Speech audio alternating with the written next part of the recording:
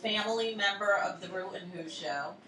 It's Marlowe B West, and I have to say, it's because of Rew Who I got to know what a fantastic, amazing person you are by being the Who so regularly. And 2 years.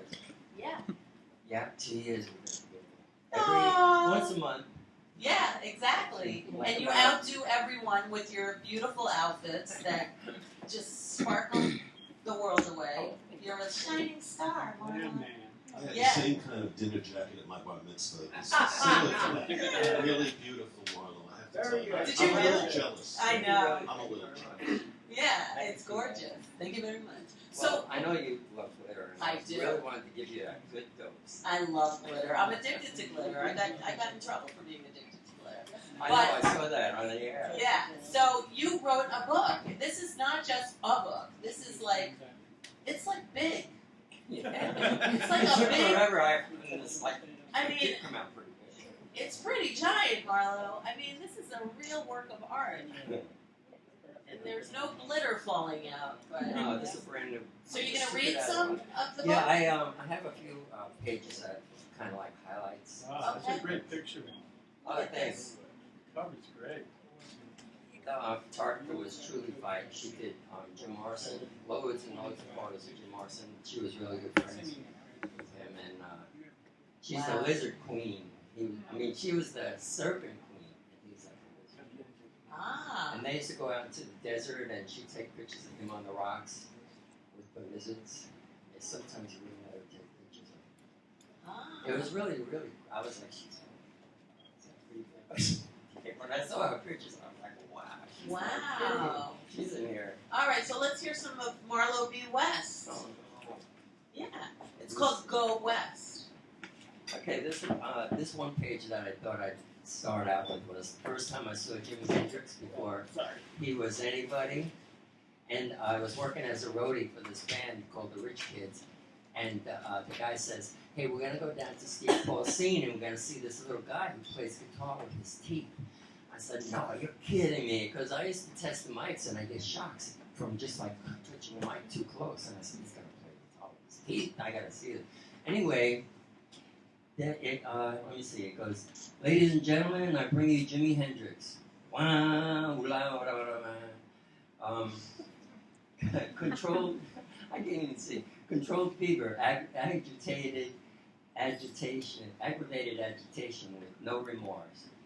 His guitar was taking you, and his guitar was talking to you, telling you off, screaming at you, and hurting, and beating you bloody, mercilessly.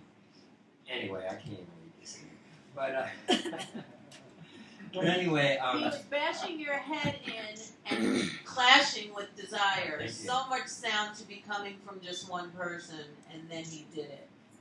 I popped out of my seat like a piece of toast in a toaster. He was nibbling and nibbling away on those electric guitar strings like a big rat, only with all the precision and accuracy of a classical violinist. This has got to be some kind of trick, a gag. He was possessed, beyond amazing. He dramatically fallen to his knees and continued to sink into a squat down low, eating at his guitar, like it was a woman in the most compromising position and in the most passionate manner.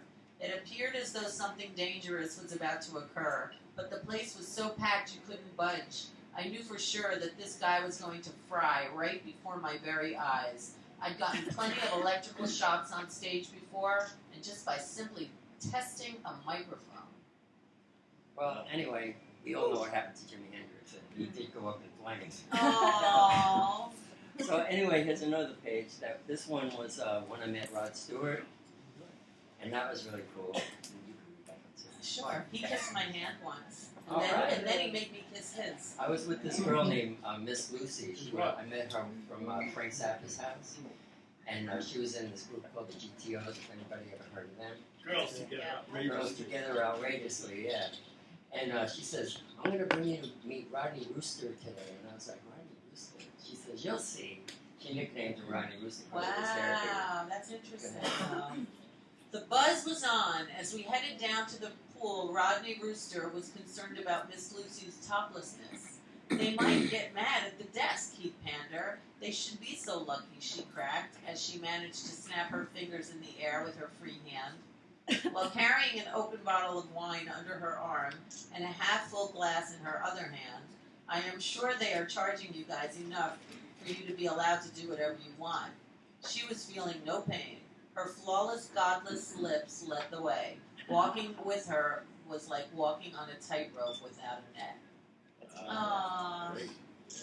So where can people buy this book, Right Marla? now it's available at this place called Lulu. It's a self-publishing company. And I got a letter from them that before September 3rd, it's going to be available on Amazon and Barnes & Noble and all other places where you can order stuff from the internet. Cool. So Good. it's So it's will really if people go to Marlowe West on Facebook, will you have links to it? yeah, or else just go to lulu.com. Yeah, but you have to tell the people. People don't remember anything. Do you know that somebody told me today, like, why is your show happening today? I thought it's on Thursday. Yeah. Today somebody said that. So like, I was like, wait a minute, are you kidding me? A Thursday? I don't think so. So like, you have people they're not going to remember to go to Lulu. Well, tell me when it comes out, and I will blab it everywhere. Okay? So everybody, you're going to go to Lulu, but you're going to remember Lulu in a little while because there's a band coming on named Lulu Lewis today. So Lulu Lewis might be a helpful way for us to send everyone to Lulu. Yeah, there you go. All right, what are we doing now? The experience? Oh, this one. This was like before the term sex and drugs and rock and roll. And go ahead, you can start. My cousin had worked as a governess with this guy who owned this nightclub on Sunset Strip called The Experience. And we were all at this place, and then it was getting time to go home. And everybody was getting out of the place. And the owner says, you stay, you stay, you stay, you stay, you stay. And everybody had to leave because we were having a private party. They closed the place up, and in walks the Zeppelin. Oh, the Zeppelin? And Is that how they're what? like the Pink Floyd? That was the beginning of sex and drugs. We could always be found in or around the cusp of the Wiggy or the Experience. The Experience was like a bungling jungle, a sampling of the best and the worst Hollywood sucklings would gather, coexisting but never really congealing. Not a great melting pot like the hot, hot, hot Wiggy down the boulevard. No comparison, although there was always the friction of rivalry. The scent of the Godfather was evident in the air in that area of town surrounding the hallowed grounds of what was known as Sunset Strip. What the hell? The Experience could generate its own degree of hotness, though. Like the monstrous night, Led Zeppelin blew the roof off the sacred old 2 o'clock curfew. Yeah. Wow, that's pretty wild. You've had a lot of fun experiences, and you remember them. How graphic I do know. you get about the experiences with Zeppelin? How graphic? Chills, spills, thrills, and vibrations. Very graphic. Miss That's Lucy why I was was like, I don't most wanna get impressive. into that, Yeah, but- you gotta buy the book. Well, it really, I don't even want to say it. Some of the things. Did you It's in the sleep book. with any of them? Huh? Did you sleep with any of them? No. That's what it would have said. Oh, well, all right. Oh, wow. Uh-huh. Okay, let's see. Okay, now this is like, He does have We'll a get Jimmy to- Page thing going. You know? Huh? You have that Jimmy Page thing going. Oh, yeah? That's pretty nice thing. Let me see. This is about this girl named Miss Mercy that if anybody ever heard of the GTOs, they would know who she is. Anyway, we have many, many episodes together. And let me see if you could read I this. can. She showed up at the door. She needed a place to stay. So, Marlo, while we're reading all of this, you need to start thinking about your skeleton because we want to hear a good one. On the other hand, on one other eventful evening, someone else had the nerve to show up at our door, bags and all. This time it was Miss Mercy of the GTOs. Somehow, though, Miss Mercy got over. To say somehow is an understatement. Miss Mercy had the talent to charm a snake right out of its own skin. To make things worse, When she put it on, she'd convince the snake it looked much better on her anyway, and it probably would. We let Miss Mercy stay for a couple of days. However, once she had her foot in the door, in no time flat, she managed to somehow move in. She was a ruthless vagabond, having no pity, showing no mercy. She was a legend in her own time. That's how she got in the door. Okay, now this is how my book ends. It ends the day Jimi Hendrix died. On another occasion, I was sitting in my living room. It was evening. I had just thrown my tarot No, cards. that's that one. And while we're on the subject of unexpected guests, Jimi Hendrix's girlfriend, Devin Wilson, she was the inspiration and subject of Jimi's mega hits Foxy Lady and Dolly Dagger, came to our Hollywood house. Keith Richards had given Devin my phone number because that was the number Mercy was giving out as hers. Marquis and I were at the... Oh, Marquis. And I were out at the club. Was another club that Marshall Burbitz, who had the experience, he moved down to Santa Monica Boulevard and we had this other club.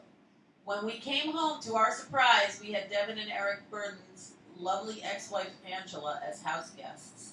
Devin had every kind of drug imaginable in her suitcase. Try and get away with that now. Mercy's eyes grew wide as she helped to the hardest stuff in Devin's stash, heroin. She took her words, wandered off to the bathroom, and proceeded to knock herself out. Meanwhile, the distraught Devin told Marquis and I that she had been at a party in London the night before and that she had put a dose of drugs in Jimmy's coffee. She said the only time he was lovey-dovey was when we were on the drug. Oh my goodness. She was dismayed when he suddenly left the party, so she ended up going home alone.